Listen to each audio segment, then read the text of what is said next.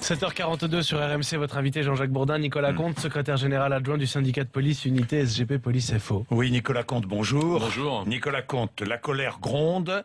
La colère gronde, j'entends les policiers qui nous disent, et vous le dites depuis un moment, vous tous, il y a longtemps que la peur a changé de camp.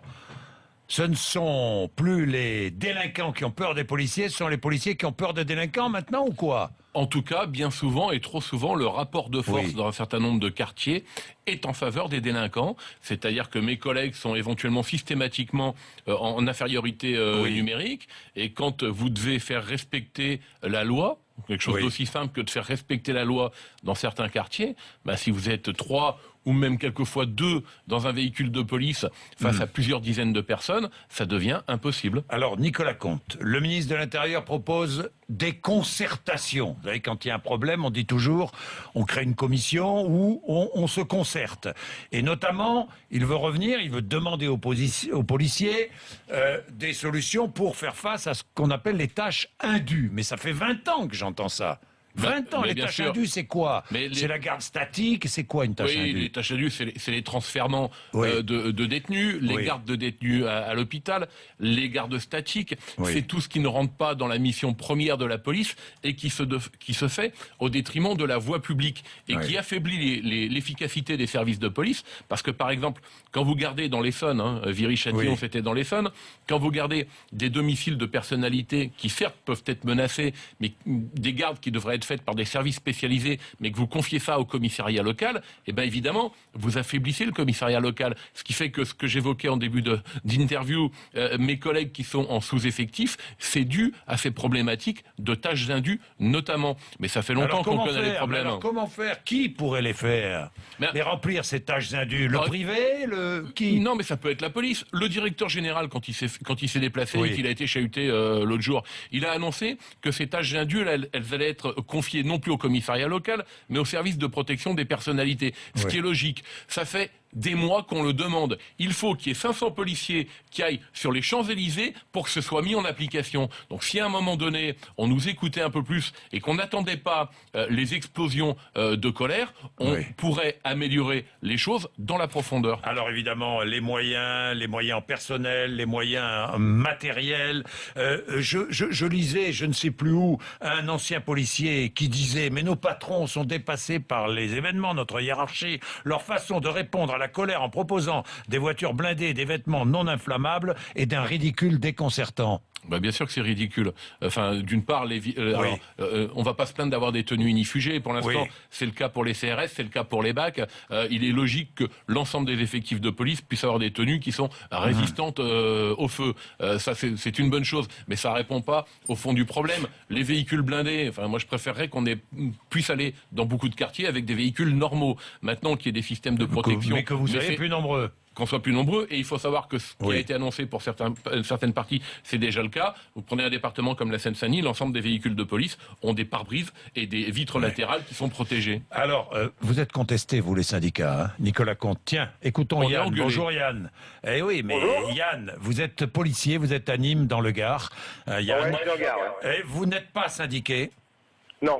Pourquoi? Plus syndiqué, mais pourquoi? Parce que aujourd'hui...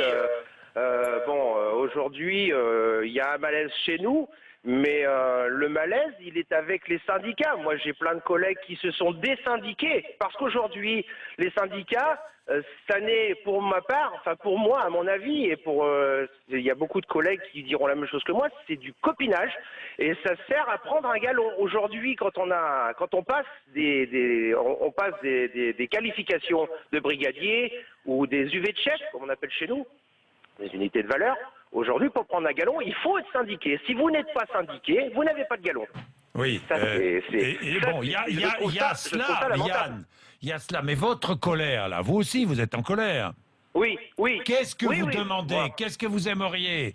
Aujourd'hui, ce qu'on voudrait, c'est que notre hiérarchie, déjà, nous respecte.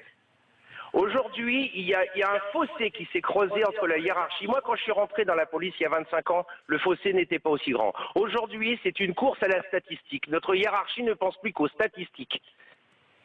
Aux Et la manière statistiques, de- c'est-à-dire et les la manière- statistiques du chiffre, Oui, du chiffre. c'est ça? Oui, oui. Comment fait-on du chiffre? Comment fait-on du Alors- chiffre, Nicolas Alors Comte ou Yann? justement, c'est ça que je comprends pas. Oui. C'est qu'aujourd'hui, il faut faire plus de chiffres avec moins de bonhommes. Oui. Ben Donc, oui. il y a Mais quelque du chose chiffre, qui c'est tourne quoi? pas. C'est un nombre d'arrestations, c'est un nombre C'est des arrestations, d'amendes, c'est un nombre C'est de, des je sais pas moi. arrestations, C'est c'est tout ça. c'est la course, Bien sûr. c'est la course au bâton, ce qu'on appelle chez nous. La C'est la bâtonnite. bâtonnite. La bâtonnite. Et c'est quoi la bâtonnite? La bâtonnite, c'est transformer le policier en producteur de statistiques. C'est-à-dire que le policier, il n'est plus là pour résoudre les problèmes, il est là pour produire de la statistique qui sera présentée par effectivement la hiérarchie, par le chef de service. Et ces chefs de service, si en fin d'année ils produisent des bonnes statistiques, ils ont des primes qui sont extrêmement importantes. Donc nos collègues, ils sont motivés par leur mission, ils ont envie d'accomplir leur métier, mais ils perdent confiance dans l'institution.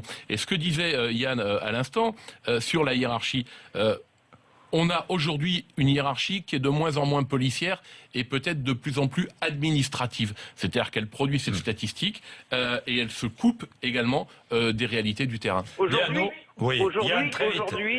aujourd'hui, notre hiérarchie, moi j'ai pas peur de le dire, aujourd'hui, un commissaire, c'est un chef d'entreprise.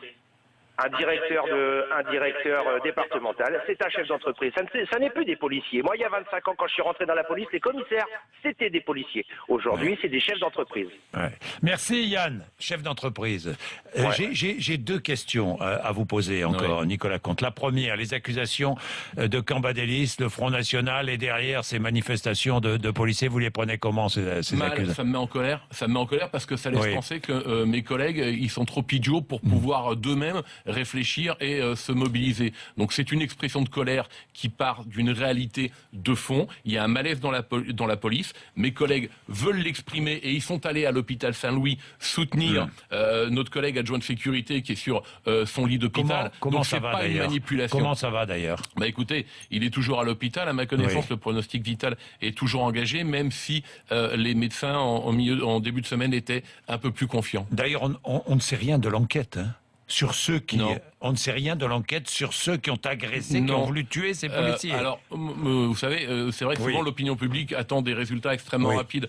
Moi, je dis toujours, je préfère qu'on prenne du temps supplémentaire, mais qu'à la finalité, d'une part, on ait tout le monde, et que d'autre part, on ait des procédures qui permettent d'obtenir des condamnations en Alors justice. j'ai une dernière question. Est-ce qu'il faut revoir les règles de la légitime défense pour les policiers? Il faut surtout revoir l'appréhension de l'arme et l'appréciation de la légitime défense par les magistrats. Pour être très clair, quand un collègue se retrouve face à quelqu'un qui a un cocktail Molotov à la main et qui le menace de lui lancer dessus, selon nous et selon la loi, Il doit pouvoir les tirer. règles de mais bien sûr, la légitime défense, elle existe. Vous risquez votre vie, vous devez pouvoir tirer. Mais il faut changer la formation. Il ne faut pas que nos collègues réfléchissent 15 minutes avant de savoir s'ils ont ou non la possibilité de tirer. Et aujourd'hui, malheureusement, il y a une trop grosse méfiance par rapport à l'arme dans la formation des policiers. Nicolas Comte, vous appelez à une manifestation, je crois, la semaine À prochaine. une marche de protestation Marche, policière. marche. On voit que nos collègues se mobilisent. Il y a aussi beaucoup de collègues qui nous ont dit mais nous, la nuit, dans ce cadre-là, Oui. on voudrait bien quelque chose sur lequel on puisse aller. Donc on appelle tout le monde à venir. Ce ne sera pas une manifestation avec des revendications syndicales. Ce sera l'organisation de l'expression de la colère policière. Et on appelle les citoyens à venir montrer leur soutien aux policiers. Ce sera où? Ce sera à Paris et dans toutes les régions de France. De Paris, ça partira de République, ça finira devant l'hôpital Saint-Louis en passant par le Bataclan. Merci Nicolas Comte. Nous Merci. sommes à